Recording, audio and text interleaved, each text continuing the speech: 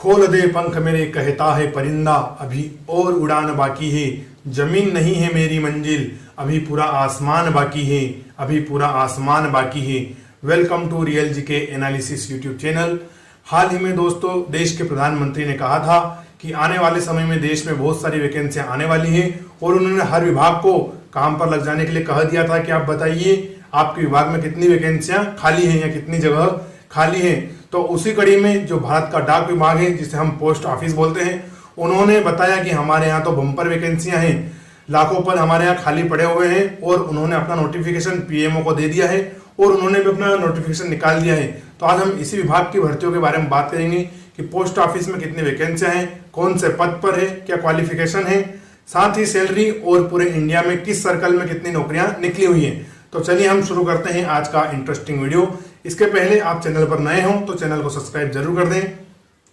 चलिए हम देखते हैं। तो वैकेंसी है Indian post office new vacancy 2022, जिसे हम नॉर्मल बोलचाल में डाक विभाग भी बोलते हैं या पोस्ट ऑफिस भी बोलते हैं।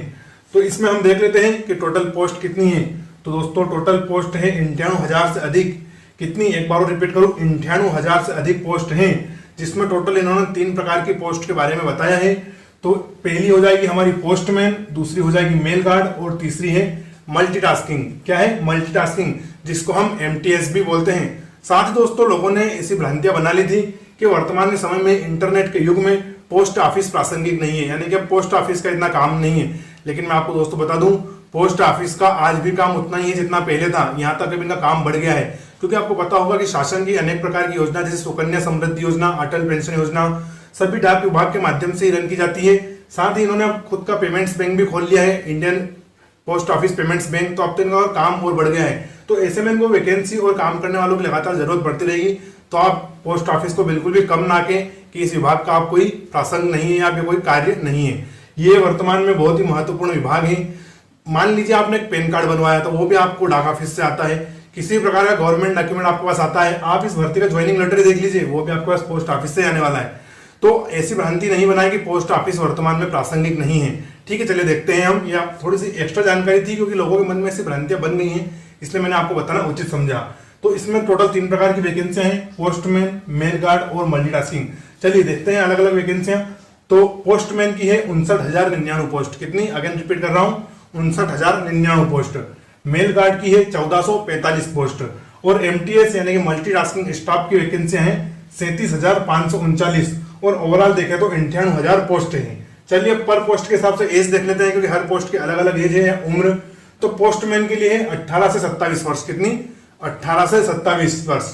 अगर आप ओबीसी के हैं तो 3 साल बढ़ जाएंगे, तो आपकी एज 30 वर्ष और एसटी और एससी के हैं तो 32 वर्ष। क्योंकि दोस्तों आपको पता होगा कि गवर्नमेंट वैकेंसी में ओबीसी वालों को 3 वर्ष का और एससी और एसटी वालों को 5 वर्ष का रिलैक्सेशन दिया जाता है। तो पोस्टमैन के लिए 18 से 27, ओबीसी है तो 30 साल और एसटी एससी है तो 32 साल। Same post same age mail guard post पर भी लिखी गई है, यानी कि जो पोस्टमैन के लिए एज है वही मेल गार्ड के लिए है। लेकिन मल्टीटास्किंग में थोड़ा अंतर है। तो चलिए अब हम मल्टीटास्किंग देखते हैं। तो मल्टीटास्किंग जिसकी टोटल वैकेंसी है 37,539, तो इसमें एज है 18 से 25 वर्ष। ये किसके लिए है?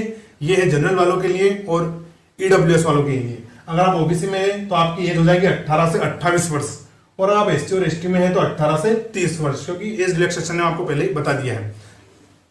चलिए ये तो हो गया एज और पोस्ट। अब हम देखते हैं क्वालिफिकेशन, यानी कि किसमें क्या क्वालिफिकेशन है। तो दोस्तों जो आपका पोस्टमैन का वैकेंसी है उसमें आपका क्वालिफिकेशन रखा गया है 12th और इस बार मेरिट के आधार पर आपका सिलेक्शन नहीं होगा। इस बार आपको एक एंट्रेंस एग्जाम या सीबीई कंप्यूटर बेस्ड एग्जाम देके ही सिलेक्शन होगा, क्योंकि पिछली बार जो वैकेंसी आई थी उनमें क्या हुआ था कि मेरिट के आधार पर हुआ था, तो ये फेयर नहीं लग रहा था किसी को। तो अब एग्जाम होगी आपकी, है ना। तो पोस्टमैन के लिए क्वालिफिकेशन है 12th, मेल गार्ड के लिए भी है 12th और जो आपका एमटीएस है मल्टीटास्किंग इसके लिए रखी गई है 10th। साथ ही आपको तीनों में बेसिक कंप्यूटर भी इन्होंने मांगा है। क्या मांगा है? Basic computer. तीनों पोस्ट में 12th और 10th के साथ बेसिक कंप्यूटर भी है। चाहे आपने 10 दिन 20 दिन कितने भी दिन का बेसिक कंप्यूटर किया हो तो सर्टिफिकेट मान्य है। तो दोस्तों फीस देख लेते हैं। तो जनरल, ईडब्ल्यूएस, ओबीसी के लिए 100 रुपए जैसे कि अधिकतर परीक्षा में होता है और एससी एसटी वालों के लिए कोई फीस नहीं है। तो नॉर्मल फीस का स्टैंडर्ड तो नॉर्मल है। चलिए अब हमने इंपोर्टेंट डेट, एज वगैरह देख ली है। साथ ही दोस्तों इसका नोटिफिकेशन 1 से 2 महीने में आने वाला है, क्योंकि डाक विभाग वालों ने अपना खाली वैकेंसियों या कितने खाली पद पड़े हैं उसका नोटिफिकेशन निकाल दिया है। तो वैकेंसी भी निकालने में अब देर नहीं होने वाली है। चलिए अब एग्जाम पैटर्न और इसका सिलेबस देख लेते हैं हम तीनों का, पोस्टमैन, मेल गार्ड और मल्टीटास्किंग का।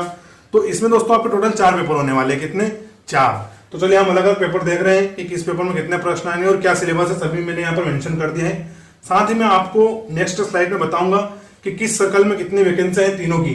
तो वीडियो पूरा जरूर देखें क्योंकि अंत में आपको पता चलेगा कि किस सर्कल में कौन सी वैकेंसियां रहने वाली हैं। तो आप उस हिसाब से फॉर्म भरें। भाई जिस सर्कल में ज्यादा वैकेंसी है तो आप वहां फॉर्म भर देना, है ना। चलिए देखते हैं एग्जाम पैटर्न और सिलेबस। तो पेपर 1 में हम देखते हैं, जो पेपर 1 आपका होने वाला है इसमें आपको 100 क्वेश्चन रहने वाले हैं और 60 मिनट का समय रहेगा, यानी कि 100 प्रश्न और समय रहेगा 1 घंटा, है ना। और एक प्रश्न का 1 अंक है। सिलेबस देखते हैं तो जीके जीएस आएगा इसमें, यानी कि जनरल नॉलेज और जनरल साइंस वगैरह, करंट अफेयर्स। साथ ही बेसिक पोस्टल नॉलेज क्या आने वाला है, बेसिक पोस्टल नॉलेज, यानी पोस्ट ऑफिस क्या कार्य करता है, कैसे उनके ऑपरेशन होते हैं, डाकिया क्या होता है, पेमेंट्स बैंक क्या है, अलग अलग स्टाम्प आते हैं जिनको हम टिकट बोलते हैं वो क्या है। तो आपका बेसिक जो पोस्टल नॉलेज है वो इसमें पूछा जाएगा। तो जो पहला पेपर होगा इसमें आपका GK GS plus basic postal knowledge. और ये किन किन को देना है, तो पोस्टमैन, मेल गार्ड और एमटीएस, यानी कि तीनों जो पद है, तीनों वैकेंसी हैं, इसमें आपका पेपर होने वाला है। यानी पेपर 1 पोस्टमैन को भी देना है, मेल गार्ड को भी देना है, साथ ही देना है एमटीएस वालों को भी। अब हम देखते हैं पेपर 2। तो जो आपका पेपर 2 है ये होगा 50 प्रश्न होगा। कितने में होगा? 50 प्रश्न का होने वाला है और समय रहेगा 30 मिनट का। कितना? 30 मिनट का। चलिए इसका सिलेबस देखते हैं। तो knowledge of basic postal operation क्या है, तो वही पोस्ट ऑफिस रिलेटेड आपका बेसिक नॉलेज ही इसमें पूछा जाएगा। और टोटल प्रश्न कितने रहेंगे? 50। और जो ये है ये सिर्फ पोस्टमैन और मेल गार्ड को देनी है, यानी कि जो आपका पेपर 2 होगा, जिसने भी मल्टीटास्किंग का फॉर्म भरा है एमटीएस का, तो उनका पेपर 2 नहीं होगा। पेपर 2 सिर्फ पोस्टमैन और मेल गार्ड का होने वाला है। तो पेपर 1 और पेपर 2 हमने देख लिया। अब हम देखेंगे पेपर 3 और 4। और जो दोस्तों पेपर और 3, 4 हैं ये सिर्फ क्वालिफाइंग नेचर के हैं, इनको बस आपको पास करना है ना। इनका नंबर आपको मेरिट से किसी प्रकार का कोई संबंध नहीं है। मेरिट आपकी पेपर 1 और पेपर 2 ही बनाने वाला है। तो चलिए पेपर 3 देखते हैं हम। तो 50 प्रश्न रहेंगे और 60 क्वेश्चन, 50 प्रश्न है और 60 मिनट का समय रहेगा, यानी कि 50 प्रश्न और समय 1 घंटा। और सिलेबस देखते हैं तो नॉलेज ऑफ लोकल लैंग्वेज, यानी कि जो भी आपकी लोकल लैंग्वेज है उसी से संबंधित आपके 50 प्रश्न पूछे जाएंगे। भाई आपकी लोकल लैंग्वेज, आप तमिलनाडु से तो तमिल है, मैं मध्य प्रदेश से हूं तो मेरी लोकल लैंग्वेज हिंदी है। तो ठीक उसी प्रकार से आपका नॉलेज ऑफ लोकल लैंग्वेज इस पेपर 3 में पूछा जाने वाला है। और ये पेपर ये भी तीनों के लिए ही कंपलसरी, यानी कि पोस्टमैन, मेल गार्ड और एमटीएस तीनों को यह पेपर देना है और ये क्वालिफाइंग नेचर का पेपर है। चलिए अब देखते हैं क्वालिफाई करने के लिए कितने मार्क्स हैं। तो यहाँ पर परसेंटेज में नोटिफिकेशन में दिए, तो मैंने यहाँ पर भी परसेंटेज में लिख दिए हैं। तो जो जनरल कैटेगरी वाले हैं उनको पेपर का 40% अंक लाना है क्योंकि क्वालिफाइंग नेचर का है। ईडब्ल्यूएस और ओबीसी वालों को 37% अंक लाने हैं और एसटी और एसटी वालों को 33% अंक लाने हैं। 50 में से आप प्रतिशत निकाल लीजिएगा कितने लाने हैं। जैसे कि युवा जनरल वालों को 40% है तो 50 नंबर का 40% 20 नंबर हो जाएगा। तो उनको 50 में से 20 नंबर लाने हैं क्योंकि क्वालिफाइंग नेचर का है। समझ गए होंगे आप। अब हम पेपर 4 देखने वाले हैं। तो पेपर 4 में होगा आपका 25 क्वेश्चन होंगे और 15 मिनट का आपको समय दिया जाएगा। कितना? 25 क्वेश्चन और 15 मिनट का समय रहेगा। इसका सिलेबस रहेगा बेसिक डाटा एंट्री स्किल।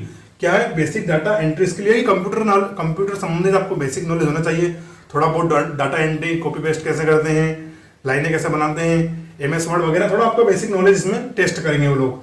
और ये पेपर भी पोस्टमैन और मेल गार्ड के लिए होने वाला है, यानी कि मल्टीटास्किंग वालों को पेपर नहीं देना है। कौन सा? पेपर 4। और पेपर 4 भी क्वालिफाइंग नेचर का है, तो मैंने इसका भी यहाँ पासिंग मार्क्स लिख दिया है, क्वालिफाइंग मार्क्स। चलो देखते हैं। तो जनरल वालों को लाना है पेपर का 60%, ये अंक नहीं दोस्तों, प्रतिशत है ना। पेपर वालों का है 60%।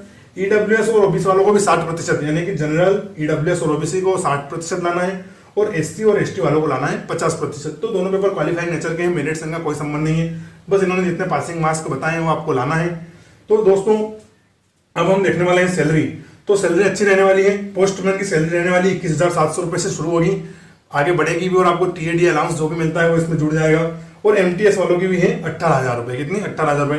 तो ये बेसिक सैलरी है, जो भी आपका अलाउंस होगा वो इसमें जुड़ जाएगा। इसके अलावा दोस्तों आपको जो भी और कोई परेशानी हो या कुछ समझ में नहीं आया हो तो कमेंट बॉक्स खुला रहता है, आप कमेंट कर देना, तो मैं आपको उसका जवाब दे दूंगा। साथ ही चैनल पर नए हो तो सब्सक्राइब जरूर करें। अब हम अगली स्लाइड में देखने वाले हैं सर्कल वाइज कितनी वैकेंसी है। और दोस्तों जो ये वैकेंसी है 58,000 पूरे भारत में जितना पोस्ट ऑफिस के 23 सर्कल है समस्त भारत में निकली है। यानी कि ऐसा नहीं है क्योंकि पहले जो भर्तियां निकलती थी भाई कोई उत्तर प्रदेश के लिए निकलती थी तो कोई सिर्फ असम के लिए निकलती थी, इसमें ऐसा बिल्कुल भी नहीं है। ये जो वैकेंसी है पूरे भारत में समान रूप से निकली है, चाहे आप भारत के किसी भी यूटी या स्टेट के कैंडिडेट हो। तो ठीक है, अब अगली स्लाइड में हम देखते हैं स्टेट वाइज। तो अब हम देखते हैं प्रत्येक सर्कल वाइज वैकेंसी है, यानी कि किस सर्कल में कितनी वैकेंसियां निकली हुई है, किस सर्कल में पोस्टमैन की कितनी वैकेंसियां हैं, मेल गार्ड की कितनी है और एमटीएस के कितनी है। तो चलिए हमने सारे मैंने 23 सर्कल यहाँ पर लिख दी हैं और सभी की वैकेंसी हम देखते हैं। तो सबसे पहले हम देखते हैं आंध्र प्रदेश सर्कल। तो इसमें पोस्टमैन की वैकेंसी है 2289, मेल गार्ड की है 108 और एमटीएस की है 1166।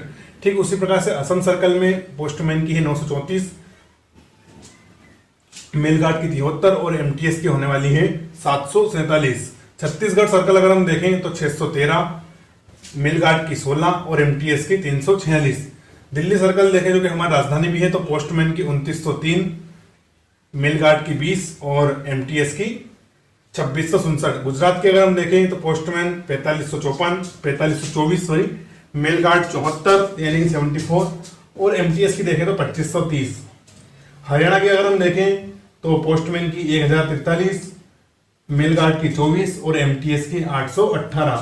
हिमाचल प्रदेश में पोस्टमैन की वैकेंसी है 423, मेल गार्ड की है 7 वैकेंसियां और एमटीएस वालों की है 343 वैकेंसियां यानी कि 383 वैकेंसियां।